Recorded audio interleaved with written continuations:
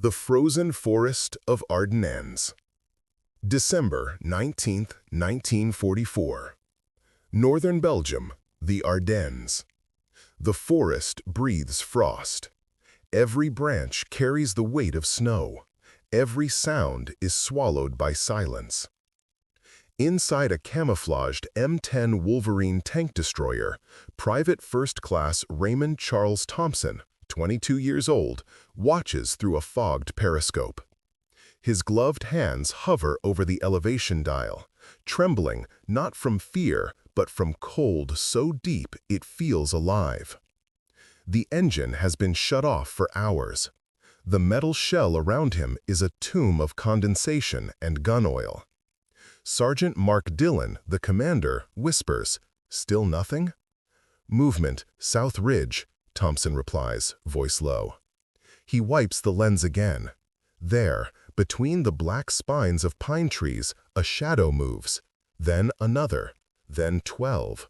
A Panzer column. The first, unmistakably, is a Tiger I, its 88mm gun slicing the air like a predator's jawbone. Behind it, a sequence of Panzer IVs follows, treads grinding ice, engines humming in mechanical rhythm. Half-tracks filled with infantry bring up the middle. Two fuel trucks glint faintly in the rear. They are heading toward Neuville, a vital crossroads north of Bastogne. If they reach it, the American 101th Airborne, already surrounded, will be cut off completely. Thompson adjusts his periscope again. 800 yards, the perfect range. But there's a problem. No orders to fire. His crew knows the rule drilled into them 3 days ago by Captain Langsken, their commanding officer of the 702nd Tank Destroyer Battalion. No one fires without authorization from HQ. Not a single round. We don't give away our position unless ordered. Those words echo louder than the wind. The radio crackles faintly, then dies again. Static. The battalion's net is jammed. Thompson exhales slowly. In the silence, he hears the creak of ice beneath tank treads, the metallic heartbeat of a German assault. He turns to Dillon. If they take the road, Bastogne's done. Dillon stares through binoculars, hesitating. We wait for orders. The Tiger's turret turns slightly, snow dust falling from its armor. Every instinct in Thompson's body screams that waiting means death.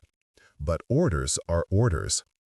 Inside his pocket, he feels the corner of a small grease-stained notebook.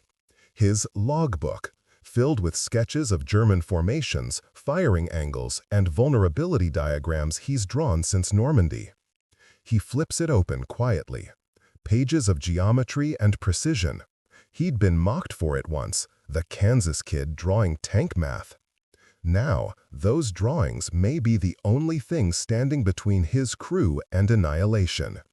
He marks the road incline, the spacing between the panzers. Tight, disciplined, about 15 meters apart.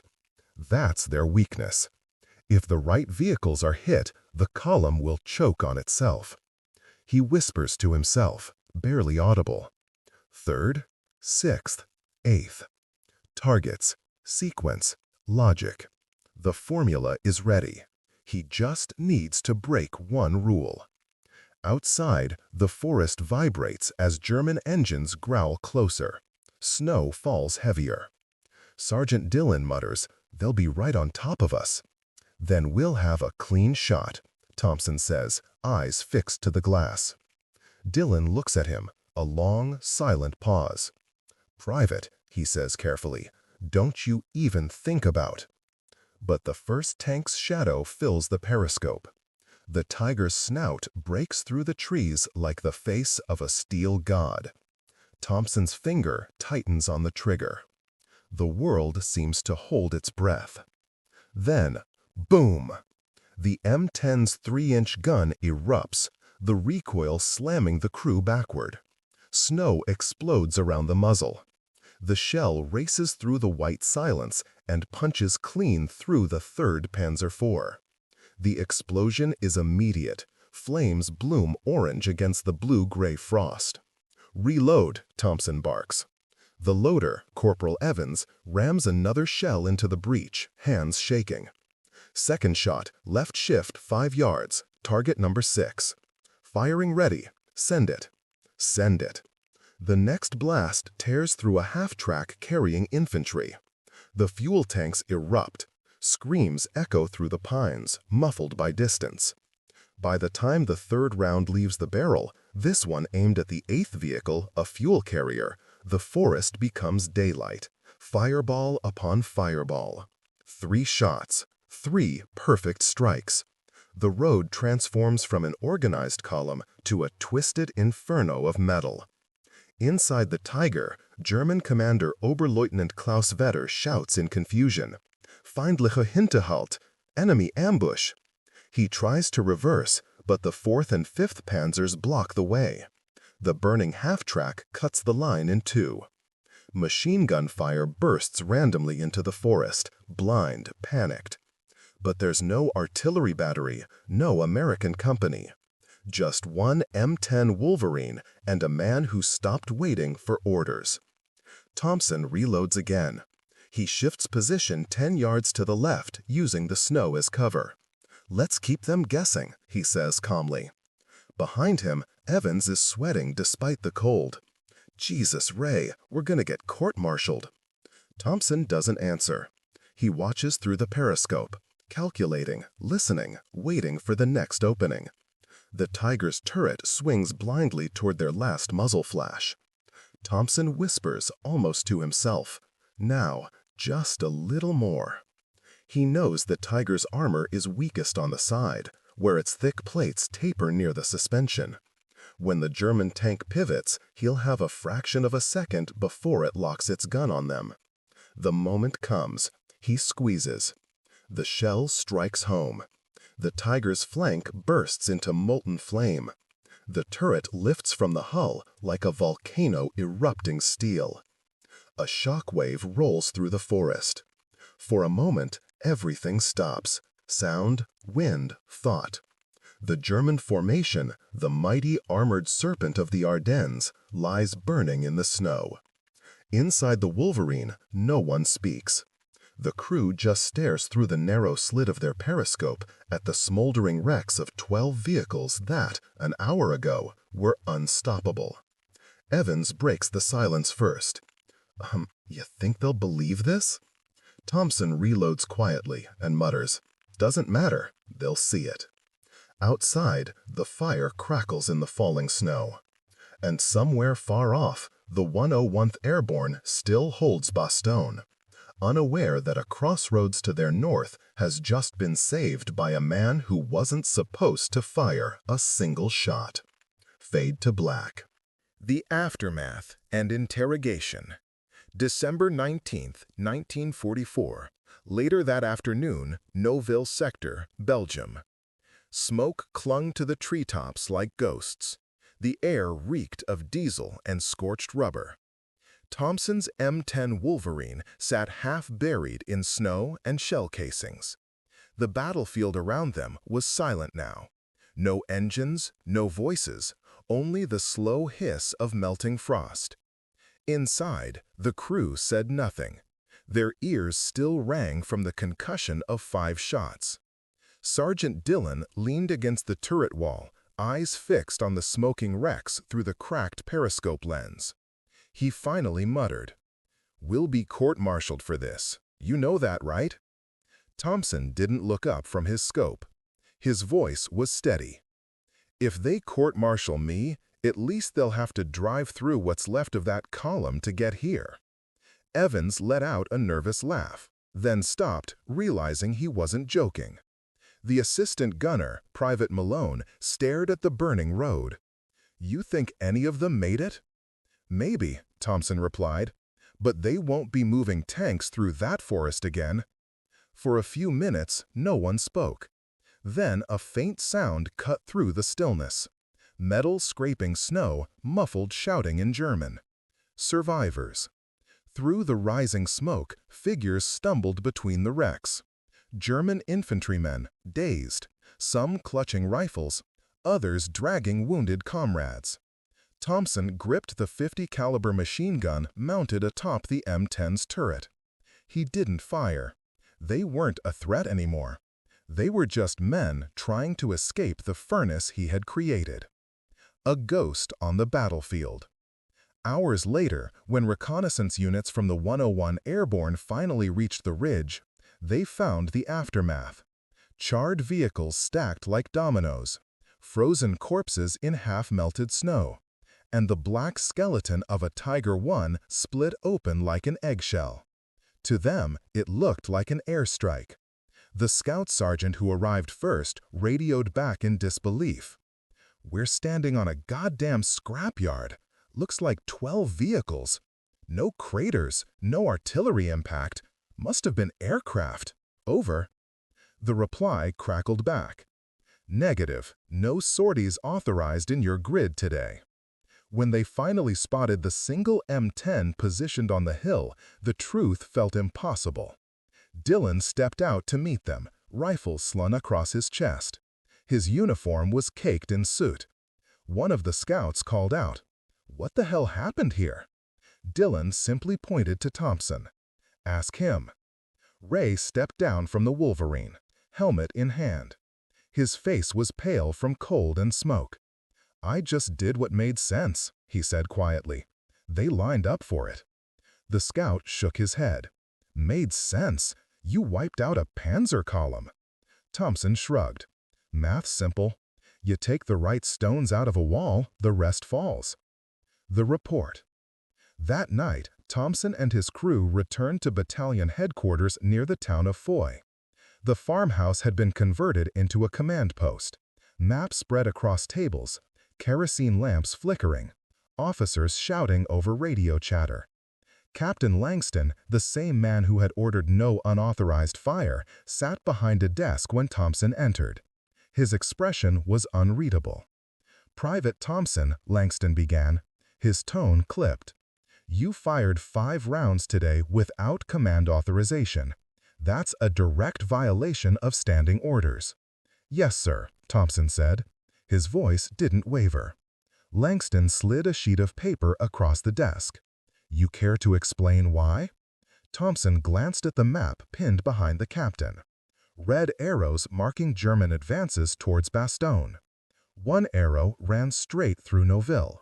"If I'd waited for orders," he said evenly, "those arrows would have kept going." Langston's eyes flicked up. "You realize if you'd been wrong, you could have blown our own recon units off the map?" "Yes, sir." "And if you'd missed, that Tiger would have cut us in half?" "Yes, sir." "Then why did you do it?" Thompson hesitated for the first time. He pulled his grease-stained notebook from his jacket and opened it on the table. Inside were diagrams, meticulous sketches of German formations, vehicle spacing, and notations in pencil. Choke point, fuel, command vehicle. "I'd studied their movement patterns for days," he said quietly. "They move like a train. Break the third car, derail. I didn't need orders to know the math." Langston stared at the pages. He didn't speak for a long time. Then, almost under his breath, he said, "You're either the luckiest man in Belgium or the most dangerous." Captured testimonies. The next morning, German prisoners from the destroyed column were brought to a makeshift interrogation tent nearby. Among them was a lieutenant named Hans Müller, his face blistered with frostbite and smoke burns. When questioned by U.S. intelligence, he insisted they had been ambushed by multiple American batteries. "There were at least 6 guns," Müller said through a translator. "Maybe more. The fire came from 3 different directions. We saw muzzle flashes everywhere." The interrogator frowned. "You're certain of that?" "Absolutely. It was impossible for one gun. The pattern was too precise." Later, when intelligence officers cross-referenced reports, they realized there were no other U.S. anti-tank units within 5 miles of that location. The Ghost Battery, as prisoners began calling it, was nothing more than 1 Wolverine and 1 gunner with an unapproved plan. Langston received the final after-action summary 2 days later. It listed 7 confirmed vehicle kills, 4 disabled, and 0 American casualties. At the bottom of the page, he scrawled a single note in pencil. Effective tactical improvisation. Further study recommended. The judgment. For 48 hours, Thompson expected arrest. He avoided the mess tent, kept to his quarters, and cleaned the Wolverine's gun until his hands were black with soot. When the summons finally came, it wasn't from the military police. It was from Langston himself. In the captain's office, Thompson stood at attention. Langston looked up from a folder marked Incident, Noville Sector. "You disobeyed a direct order, Private. Normally, that's an open and shut case." "Yes, sir. But HQ just sent word. The 101 reported the road north of Bastogne was clear thanks to an unidentified anti-tank action." Thompson said nothing. Langston closed the folder. "So here's what's going to happen. You're not getting a medal. You're not getting a reprimand either. You're getting something worse." Thompson blinked. "Sir? You're going to teach other gunners how to do what you just did." The captain leaned back, studying him. "They're calling it asymmetrical engagement sequencing. Sounds fancy, but all it means is you taught us how to break a convoy without brute force." Langston smirked faintly. "Congratulations, Private. You just rewrote part of our doctrine. Don't ever do it again." Thompson gave a small nod. "Yes, sir." The legacy of a quiet mind.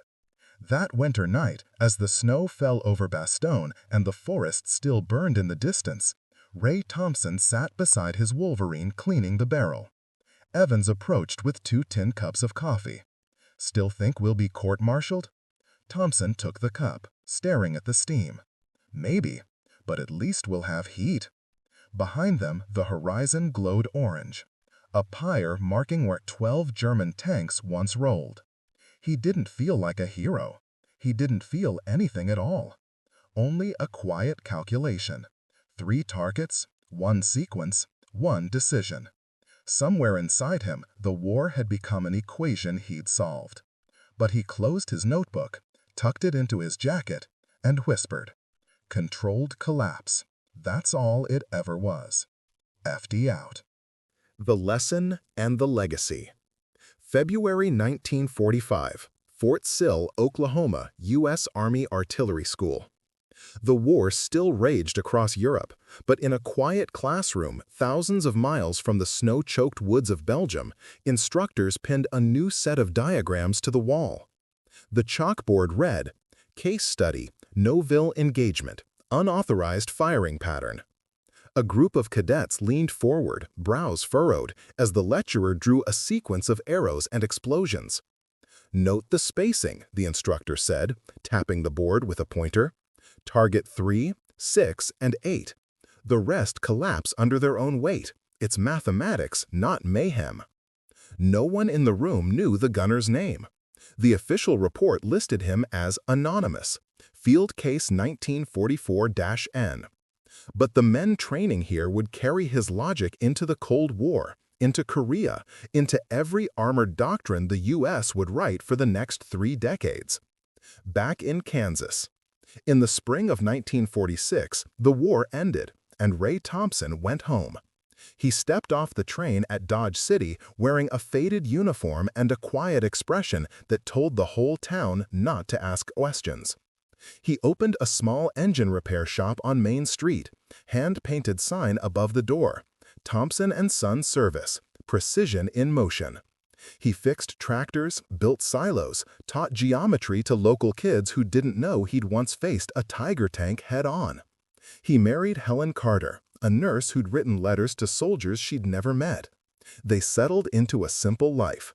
On Sunday mornings, he'd sit by the porch with a cup of coffee, tracing the sunlight across the fence posts like measuring range lines.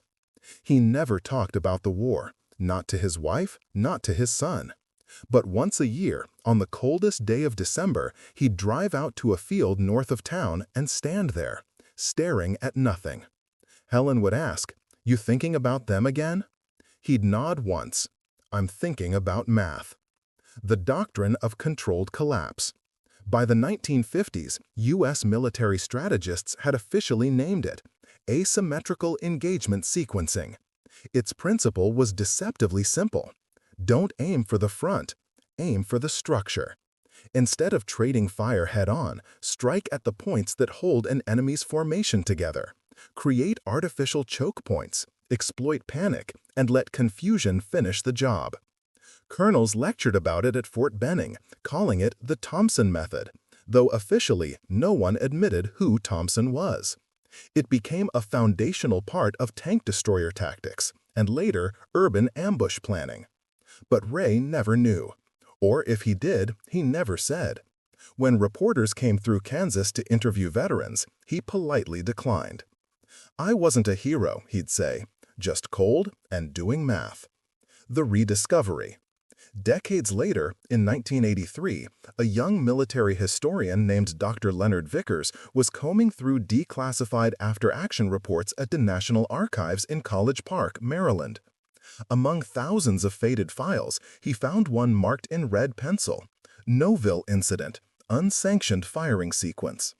He read the summary 3 times before realizing what he'd stumbled on. 1 gunner, 1 M10, 12 armored vehicles destroyed, no U.S. casualties. The report was signed by Captain Langston with an attached note. This action demonstrates the value of individual initiative under disrupted command conditions. Recommend review for doctrinal adaptation. Vickers tracked down Langston's surviving family, then followed the paper trail to Dodge City, Kansas. The interview. By then, Raymond Thompson was 82, hard of hearing, his hands trembling slightly from age. He sat in a modest living room filled with engine parts and the ticking of an old clock on the wall.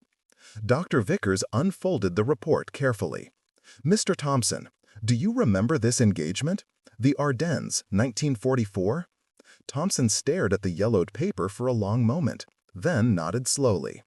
"I remember the trees," he said softly, "and how quiet it was before the first shot, like the world was holding its breath." Vickers leaned forward. "You changed military doctrine, sir. They still teach your pattern at Fort Sill." Ray smiled faintly. "Doctrine, huh? Funny word for a bad day."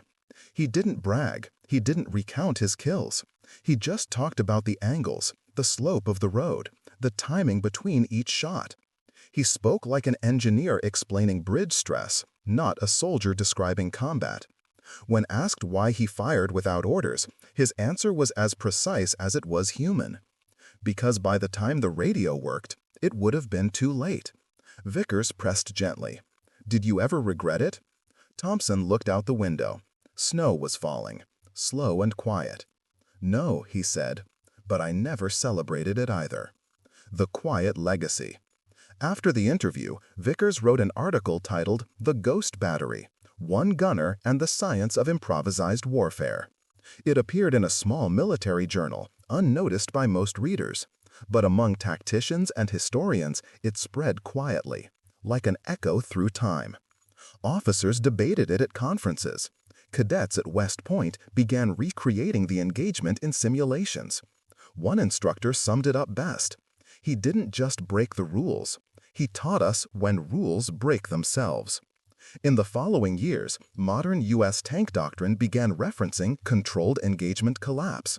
The same principle born in that frozen forest when a Kansas farm boy trusted geometry over hesitation. Final reflection. December 19, 1984, 40 years after Noville. Snow fell again across the Kansas plains. Ray sat on his porch, a blanket across his knees, his cat Murphy purring beside him. The clock inside the house chimed noon. He pulled out an old notebook, the same one he'd carried into battle. The pages were brittle now, but the sketches were still sharp. Triangles, lines, arcs, distances, all converging toward a single note scrawled in pencil. Controlled collapse. He smiled faintly. "Still works," he whispered. As the wind howled through the wheat fields, he closed the notebook for the last time. The world would remember the Battle of the Bulge for its heroics, its scale, its suffering.